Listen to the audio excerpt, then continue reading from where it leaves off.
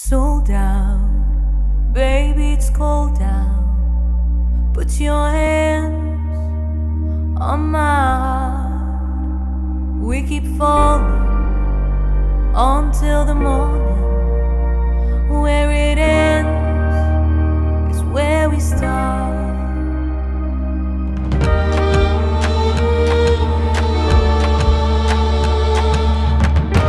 Broken lines on the road, leave behind what you know. Hold on, let's go. We get high, we get low, but as we are, we're beautiful. Hold on, let's go. Let's go.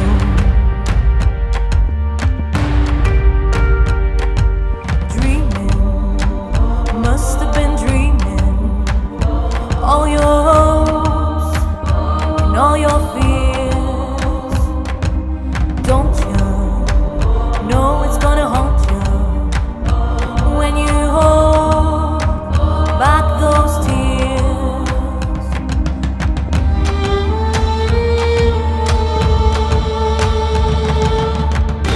Broken lines on the road, leave behind what you know. Hold on, let's go. We get high, we get low, but as we are, we're beautiful. Hold on, let's go.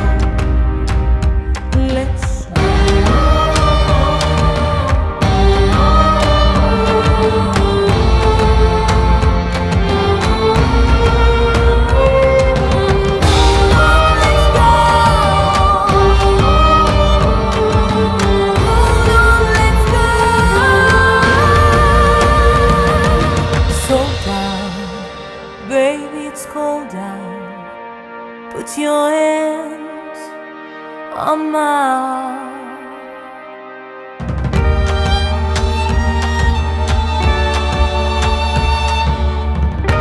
Broken lines on the road, leave behind what you know.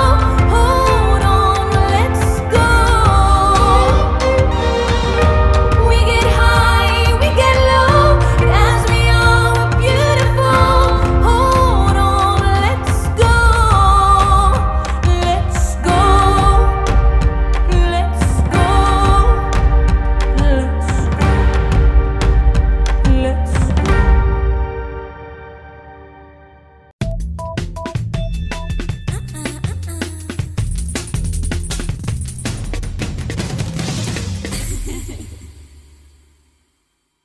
We're good to go then? Yeah. Right, Mayssa, it's an absolute pleasure to have you in this podcast.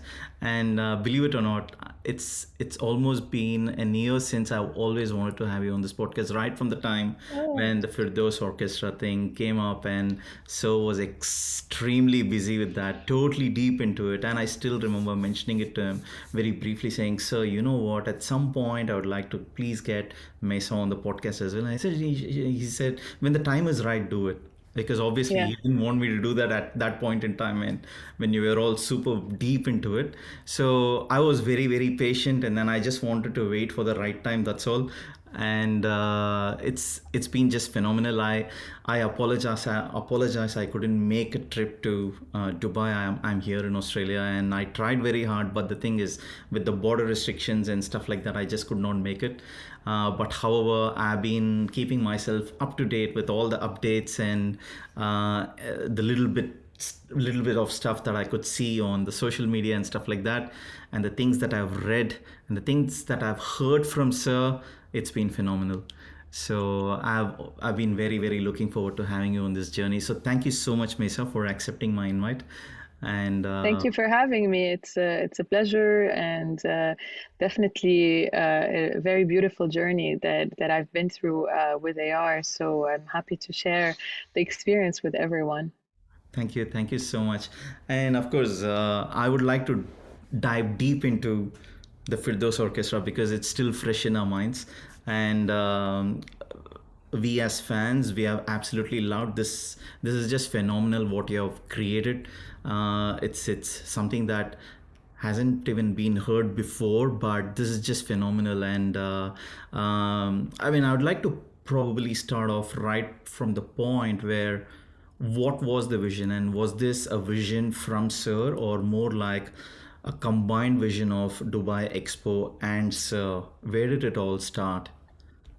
Yeah, well, Her Excellency Reem Al Hashimi, who's the director of Expo 2020, had the idea Right. and approached AR to work on this vision and to try and make it a reality. So that was in 2019 Yeah. because Expo was supposed to happen in 2020 originally. And I've had collaborated with AR in the past and sung on some of his movies, and we've had a great friendship throughout the time, even before this had started. So I had just moved to Abu Dhabi, and I'm currently the artistic director of Berkeley College of Music's campus in Abu Dhabi.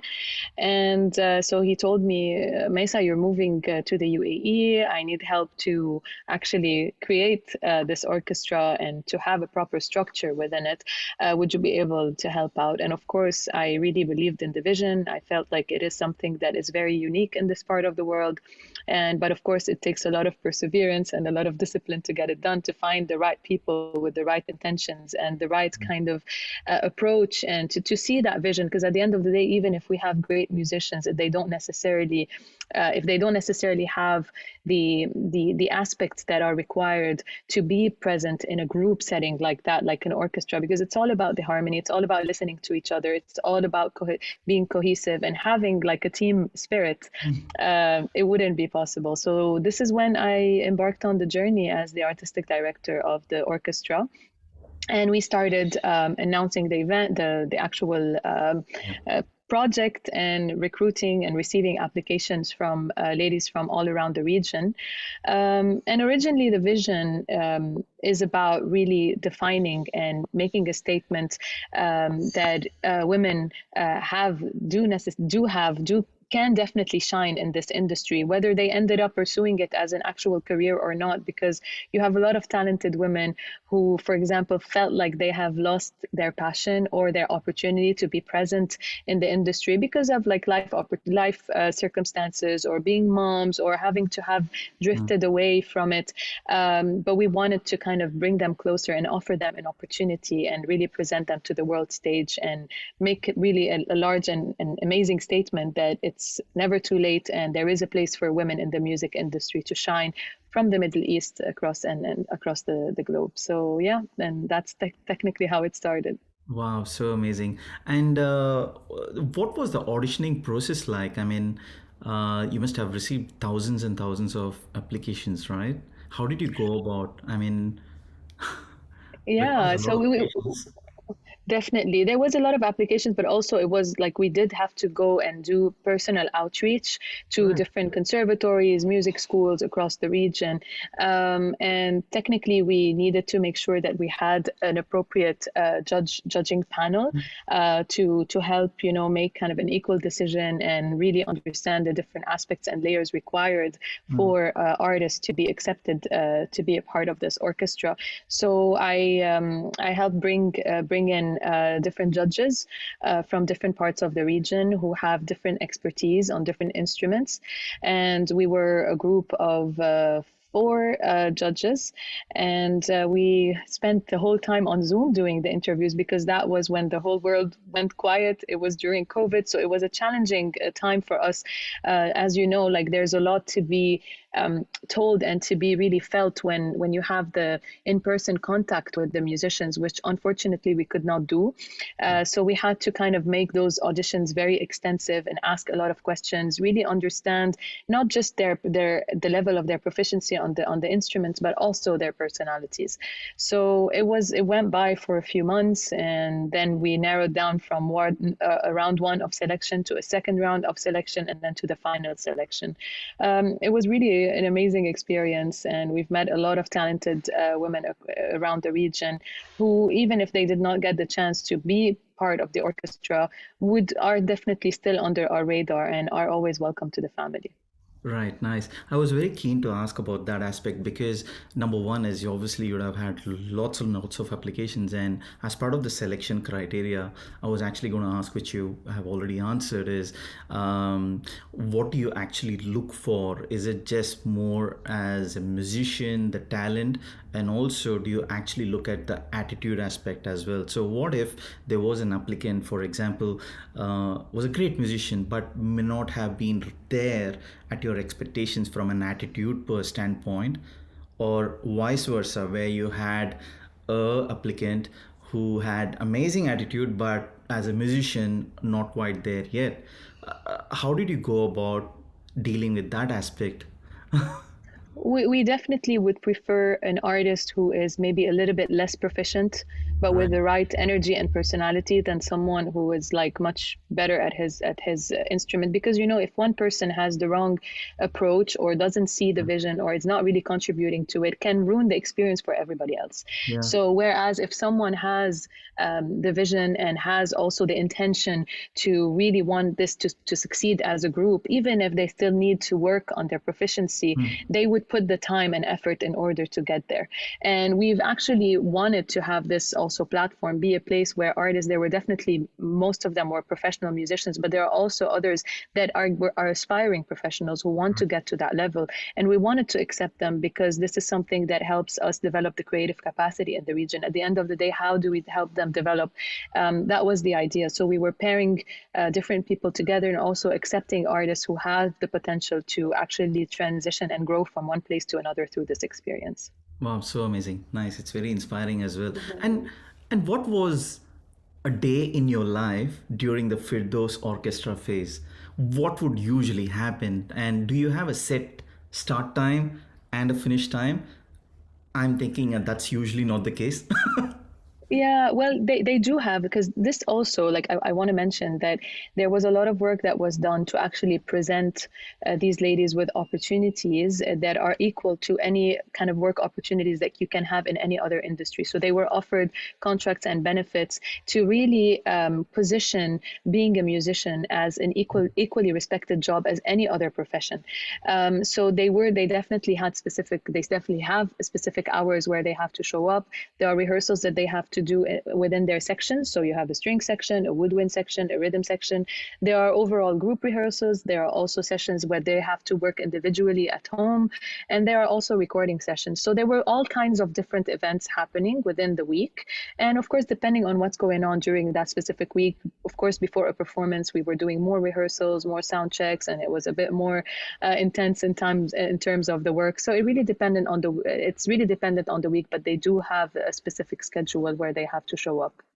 Right, right, okay. And then what was Sir's involvement, and also more from his leadership perspective? What was his daily interactions and what were the briefings that he used to have with you? Just curious, that's all.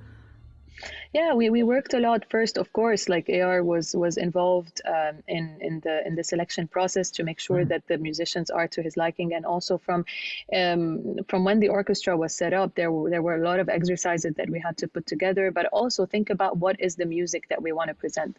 And from the very beginning, like even before the orchestra was set up, we were like kind of pressuring him to say like, what is the music going to be? Because he has to compose music for the orchestra, and he kept saying something. He said, I don't want to dictate what the music is going to be. I want this to come from them. I want them to have their own sound, and that will inspire me to create. So he waited for a while until the orchestra was formed. They were playing songs that were not specifically originals from ARs, but that was helping him identify kind of the entire, how do we say, balance and also identity of the orchestra. And he wanted really to make it diverse, to incorporate different influences, because it's not a typical orchestra. We have an Arabic section, we have Indian instruments, we have a rhythm section. So that makes it like an orchestra / big band, and really presents the diversity, not only within the women that are showing up and the instruments that they are playing, but also representing a unique sound that is definitely very diverse and has the touch that only AR can bring to something like that.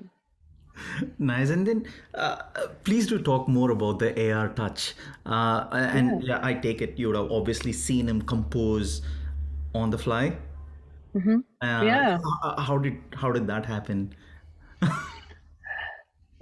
I don't understand. I don't. He has a incredible gift, and it just comes naturally to him. Of course, when it comes to him so quickly, that doesn't mean that it's so easy. He has put in so much work in the past for it to become something that just comes to him genuinely and instantly sometimes.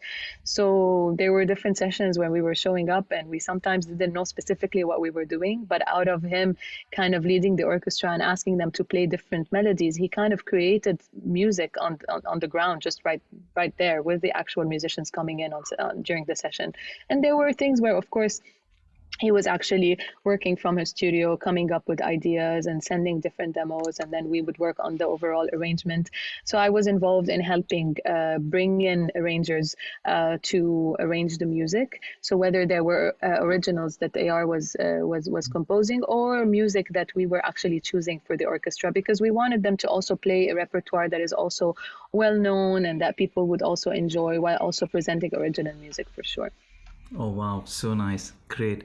And okay, something just occurred in my mind, but I thought I would hold off this question, but I would rather ask you something else.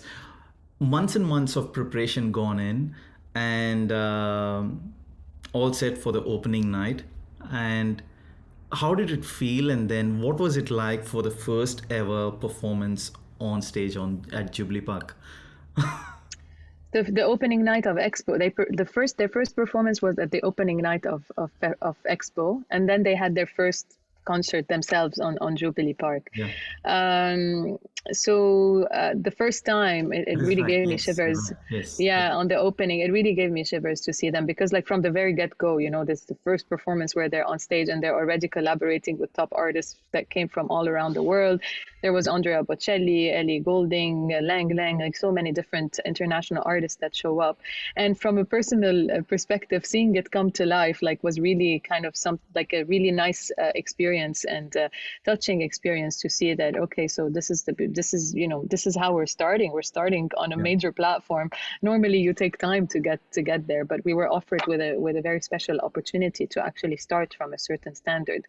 And it was also like super kind of from a personal also perspective, because I also performed during the opening night the theme song of Expo, and the ladies were also performing with me that evening. So thank you. So it was really touching. It was a beautiful experience. And then came a few weeks later is when they had to have their first official concert, which was celebrating Space Day, and they played a very extensive repertoire, something that is pretty difficult for an orchestra, as you know, with time, as you are rehearsing and even meeting each other and as individuals and hanging out, you start having this chemistry of like sometimes just by looking at the conductor, just by the way that she addresses something, they understand this physical kind of language, and it's something that takes time to actually build. And so it was nice to witness the growth of their musicianship and the way that they understand each other from the first show till the last show. Right. And this is the question that just occurred 2 minutes ago, which I was going to ask, but I wanted to hold off, is you as an artistic director, obviously you will have to look at various aspects. One is preparation towards the performance, and then during the performance, and plan of actions, contingency plans. That is the word that I was looking for. What happens if, I'm just saying, it may not necessarily happen if one of the musicians falls sick? And do you have a contingency plan for that? Okay, we need another backup or something along those lines. Or at the same time, the second part of that question is, what if, again, and this is just me being a complete outsider and being an audience asking you this question and being curious, is what if while performing one of the musicians is sort of out of sync for whatever reason? How do you cater to something like that? So for the first question, we try not to replace the musicians that we have. Right. Sometimes if somebody cannot show up, we make some tweaks in the arrangement, as we have over 50 ladies, so that is doable. Obviously, if a whole section is not present, it makes a whole difference. Yeah. But if it is one person, the diversity and versatility that these ladies bring can allow us kind of the flexibility to readjust arrangements and make sure that we still keep it kind of full enough and representative enough of what we had envisioned originally. And in terms of someone falling out of sync, we practice so that doesn't happen. Honestly, like that's why we put so much work on the back end to make sure that they have enough time to practice, that their work together is cohesive, so something like that doesn't happen. And it can happen to any artist though at the end of the day, but thank God it didn't happen to us, and we were happy that things went smoothly. Yeah.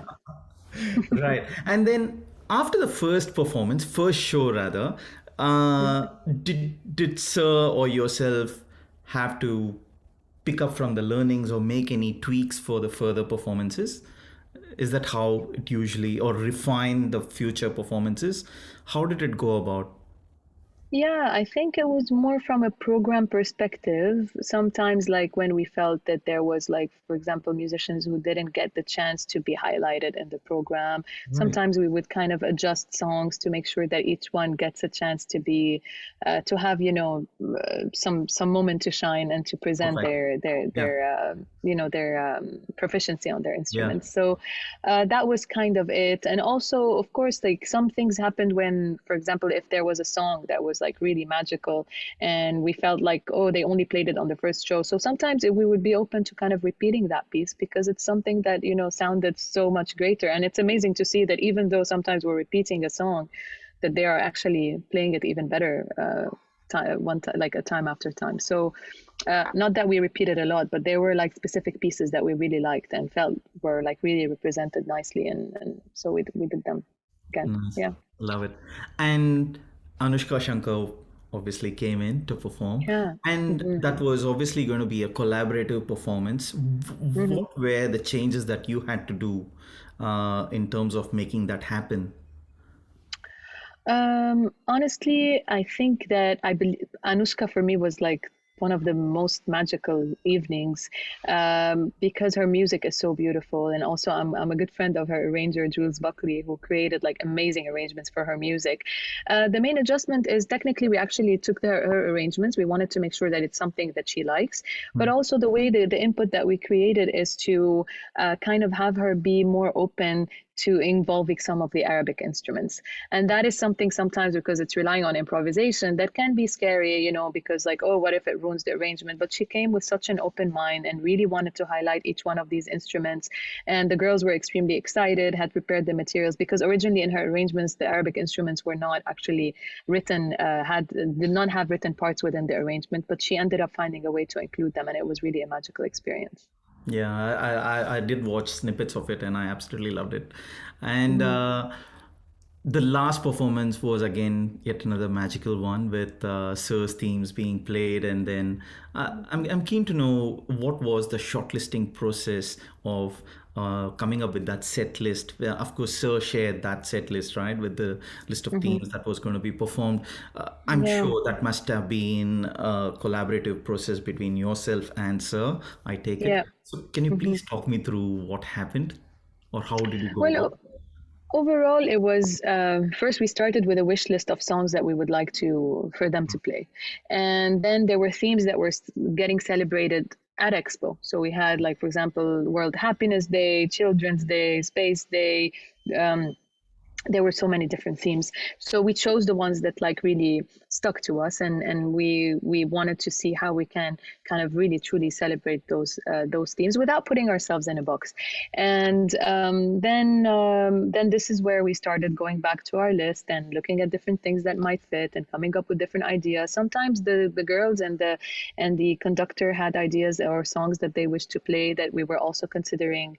And then there were also AR's original compositions. So honestly, it was a combination of different things, but we would sit in and look at the list together and select the songs that we would like them to play. And sometimes, if during rehearsals there are songs that we didn't feel were quite there yet, we had to make amendments and changes, and sometimes end up changing the piece. So because we wanted to make sure that above the selection of a song that we like, that the orchestra is sounding great and that it really sounds genuine to them. So, but mainly a lot of work had to be also with the arrangers, who had to adapt things to the orchestra, some changes that were happening constantly to make sure everybody has their parts written in the most appropriate way, and that different instruments were highlighted appropriately. So there was a lot of back and forth in terms of execution. But in terms of AR and I would say, like, we have a very good communication and see things in a very kind of a similar way. So I wouldn't say there was ever a hiccup in terms of like selecting something or agreeing on anything. So it was a smooth experience for sure.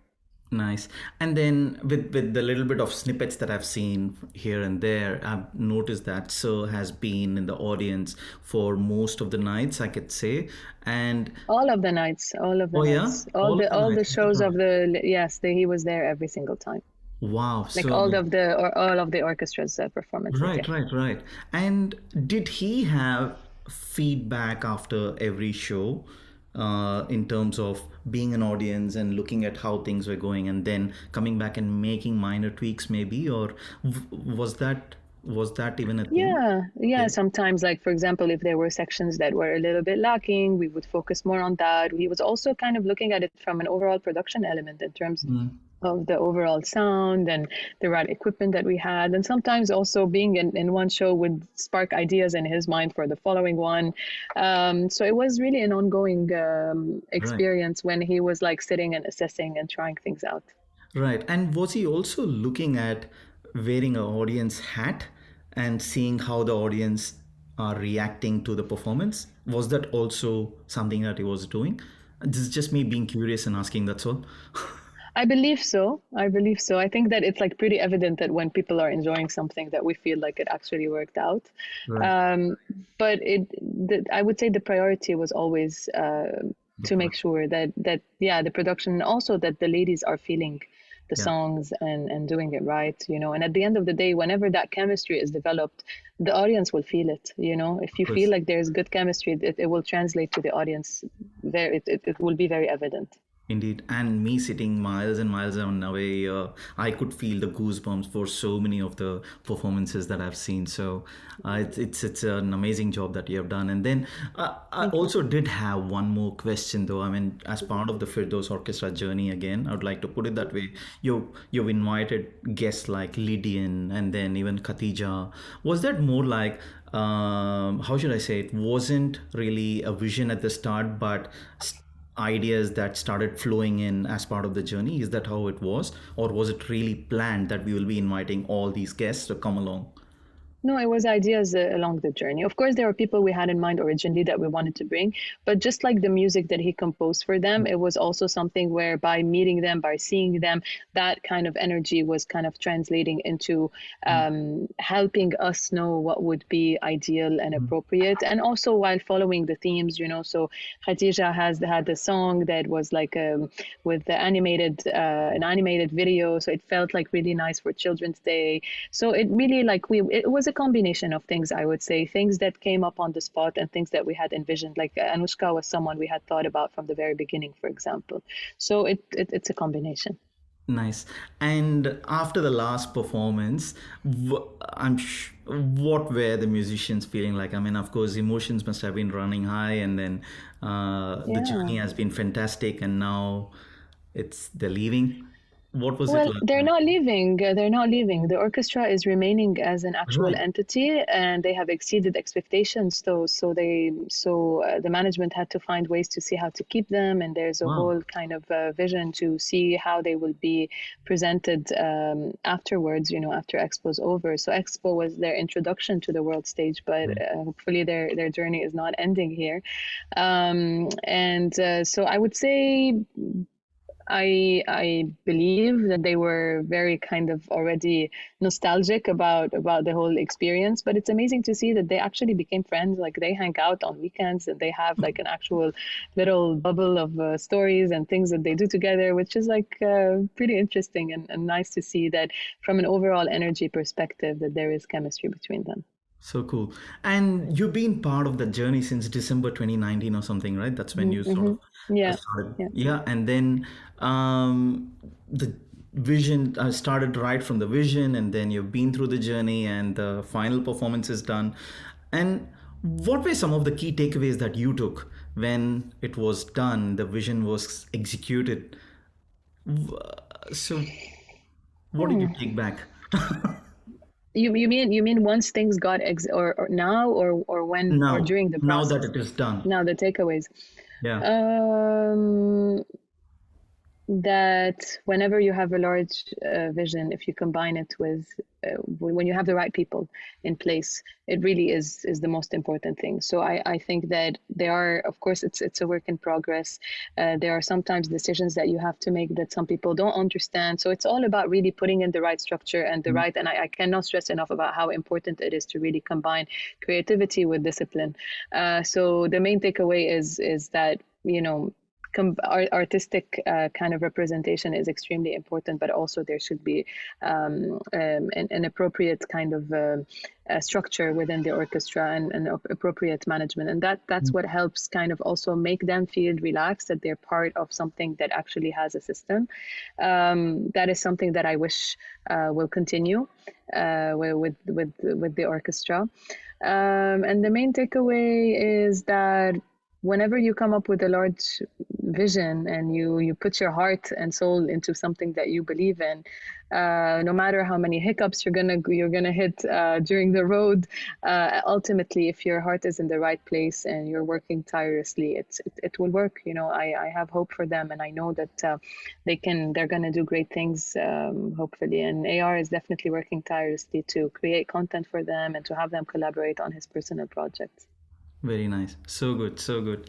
And so, taking a few steps back now, meeting AR Sir for the first time ever, does it hold a memory? Have you anything that comes up? Yeah, of course. So AR was being honored at Berklee College of Music in Boston, and he had the Berklee India Exchange, which is an ensemble from Berklee, had performed at the Boston Symphony Hall to honor him, and it was a magical experience, a magical performance. And so afterwards, our former president Roger Brown invited AR over to his house and to thank him for also being there and for supporting the event.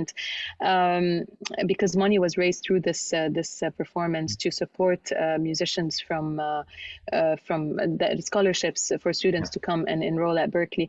So that's when the former president and also Clint Valadares, who was the managing director of Berklee India Exchange, reached out to me and were like, "Hey, Mayssa, I was living in LA at the time, and they said, why don't you come in and perform and meet AR?" And I said, "Yeah, do you think he's gonna like, you know, the fusion of Arabic music and pop and all that?" They said, "Yeah, he would love it." So I flew in and I had a great band of Berklee alums who accompanied me during that evening, and I performed that night, and that's how we met. And not too long afterwards, he reached out to me to collaborate on Hayati, on his movie Chekka Chivantha Vaanam, and it was a wonderful experience. That's how it started, and it continued. Amazing. And then that's exactly what I was going to talk about. Hayati. It.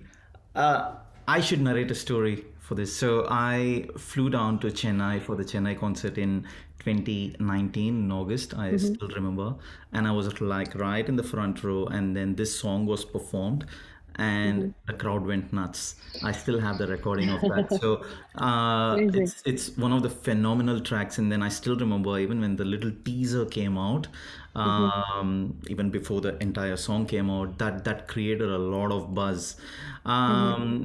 I would like to know, where did it all start? I mean, what was it like recording with him? And then also, did you have some sort of a groove to sing along with, or sing on rather, when you were recording it, or it was just your vocals? How did it all start?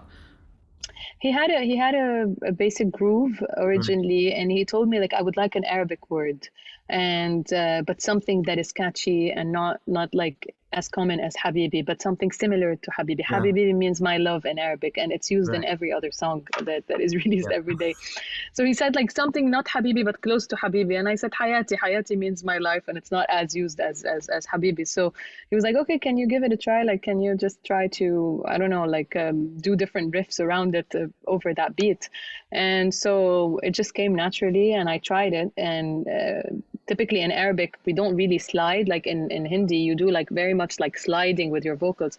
So I remember like I told him originally when they had the beat, so I went, Hayati, Hayati, Hayati. And then he came back to me. He's like, what if you go with Hayati, Hayati, Hayati? So that is the slide that, like, for example, I don't do that, you know, within my culture in the music that I normally do. So it came in and it created like a nice kind of little motif that we kept that we created as a hook in the song. Wow. And you had flown down to Chennai to record this? Or where did you record? No, I was in Boston. I visited him in Boston That happened to over there. record. Yeah, Right. yeah, yeah. It was like not too long after we had met at Berkeley. Wow. And just Yeah, out of curiosity, when he was recording or when you were at his studio, did he have a candle lit? he always does. Yeah, yeah, he always does. Uh-huh. Nice. And what did you think when the track actually released? Obviously, you wouldn't have heard it, or did you hear it before it was released? Um, He was on a tight deadline, and I didn't know how tight the deadline is, but AR just does magic in no time. So I honestly didn't know when the song was going to be released. I knew it was going to be soon, but I yeah. didn't know it was, and I didn't know he was going to call the song Hayati at the end of this, Right. because there was also a collaborator, a rapper, who also Yeah. performed on the What's for song, Thoughts for Now, yes. And so I just like received a message on Twitter, and it was like Hayat #Hayati released. I'm like, oh my God, blah, blah, blah, blah. That's how I heard the song. Right, Yeah. right. Yeah. And Hmm. and the other track that's also very special for me is Desolation. Uh, what's in Shikara, the movie? I'm Yeah. sure Yeah. that will bring up some memories. And I'm just curious as to what sort of brief do you get for a track like that?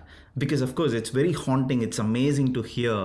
And but I'm just curious, like, is this an output of a jamming session? Is that how it works, or I'm just curious. So it's a combination of things, really. Like Right. the way that he's presented it is to kind of give me like a layout to also be creative and to do my own thing, and to be able to present it in a way where I can, you know, really show what I feel and what comes to me first when I hear the track before giving like actual directions of what he would like to hear.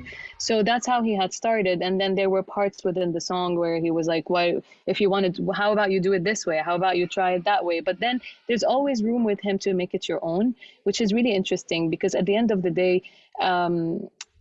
using kind of also the voice as an instrument, it doesn't really bring out the character of the artist. And I like that he always leaves rooms for artists to actually really make it their own. And it does really spark. You can feel it when it's genuine, when it's coming naturally. But of course, there was a lot of feedback that was given on his end and ideas that he had that we tried out. And then after laying down different tracks, he would end up comping and creating like the kind of different sections that he really Yeah. liked, and transitions them smoothly. Yeah. Wow, so amazing, so amazing. I was blown away when I heard that for sure. And of course, very recently you met him again at the Grammys. Uh, Yeah. and great pictures. I loved it. Thank you. And I want to know, as a complete outsider again, one is how does one get invited to the Grammys, and does an outsider does get invited, and what really happens at the Grammys when you enter? What happens on the day, apart from the fact that it's awards are given and stuff like that? Can you please give me a description of what really happens? Yeah. This Well, is for a technically, person who's never going to be able to make it there. oh, you never know. So it really depends on the artist, you know. On a personal level, it's because I was featured on a soundtrack of a movie that is called American Hustle, and I had a song in Arabic there, and the sound on the soundtrack that was nominated to the Grammys. Yeah. So that's why. And AR, of course, being a worldwide known artist, goes there every year, and it's like a regular thing for him to be there. So that's how we ended up there. And from in terms of like the entire overall experience, it was great meeting fellow musicians and also people that are not like necessarily artists. You have producers, engineers, arrangers, that are also invited because they also are behind this collaboration and the effort that is put together to present this music. So it's nice. Like it feels like always like a meeting point where you end up reconnecting with people within the industry, and of course meeting new people. And the show itself was like really amazing. Everybody, every artist obviously had an incredible act. So it was nice to see also the diversity put together during this event. And it happened for the first time in Vegas this year. Normally the Latin Grammys happen in Vegas, but the Grammys happen in Los Angeles, and they happened in New York, I believe, only once. So it was nice to see the whole city was actually celebrating the Grammys, and it was a nice experience. I was in and out in less than 24 hours, but I was able to absorb the experience, and it was very enriching and exciting. Right. And did you guys get to hang out outside of the Grammys? As in, did you go out somewhere with Sir? Yeah, we were invited to after parties and Right. met different people. So yeah. What does Sir do in a party? I know he doesn't drink, or No, he doesn't. He likes to socialize and talk to different people, and right. yeah. Right. And this is something that I definitely have to ask. And you had a long association with Sir, and many, many more years to come, no doubt about it. He has a very wicked sense of humor, and only the people who have worked closely with him would know that. And then I'm sure, is there anything that you would like to share about his sense of humor? I know it is spontaneous, and the things that you can tell.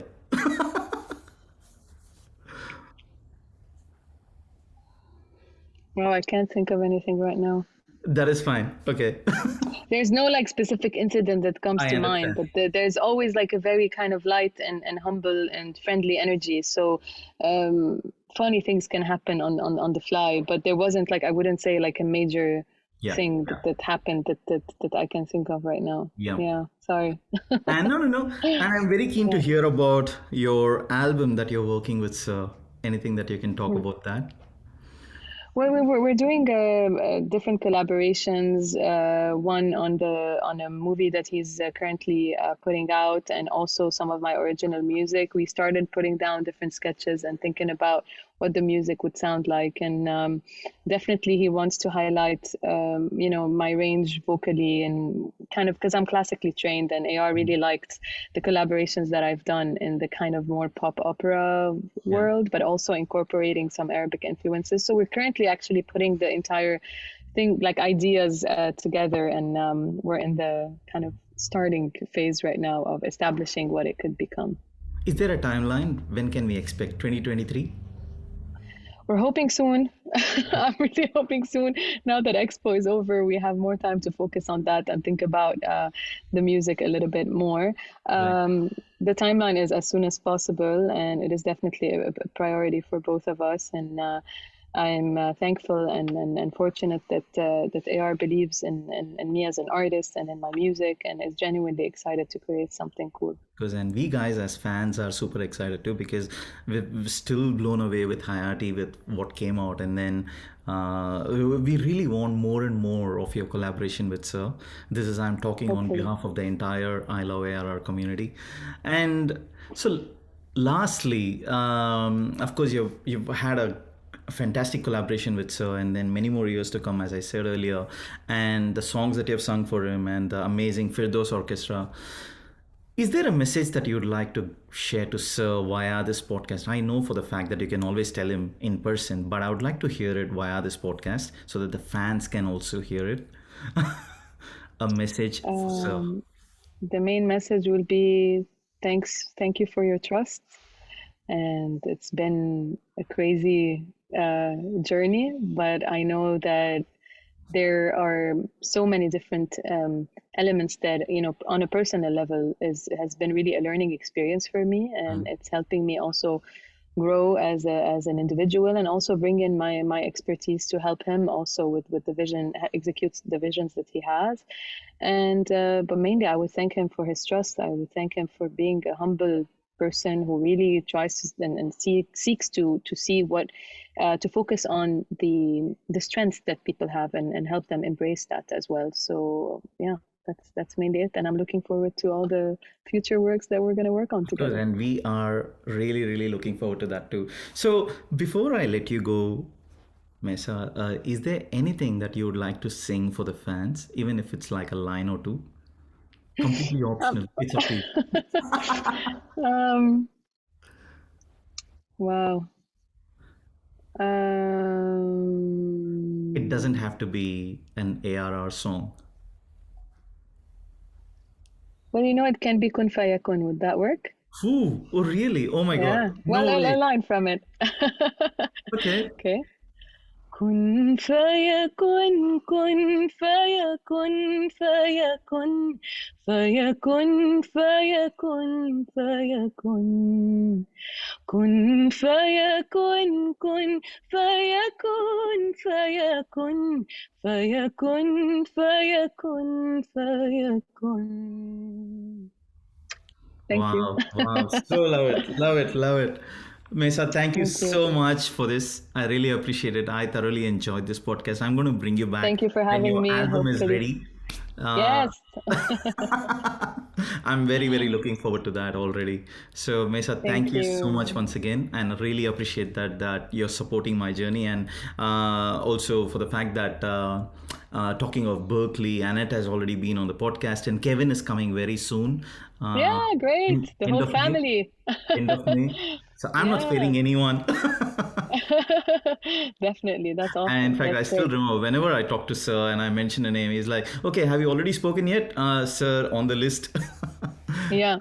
No, definitely working with Kevin and Clint, like we're all like a family, and it's a very nice energy working together. And really, I don't think I could have done it without them, because each one of us like brings in their own experience, and together, like it is definitely, it feels like a holistic team that covers different aspects of what things have to be done, but everybody has the right energy and the right approach to be able to work together without ego, really working on getting the job done, and even overcoming a lot of different challenges that come along the way. But once you have the right chemistry between the people you work with, once you have the right vision, it all comes together, and we end up really achieving and achieving things that we didn't know we could achieve, but only by being together and holding each other's hands is how things actually get done, and we get to celebrate the success every single time. So I'm very fortunate to have people like that around me.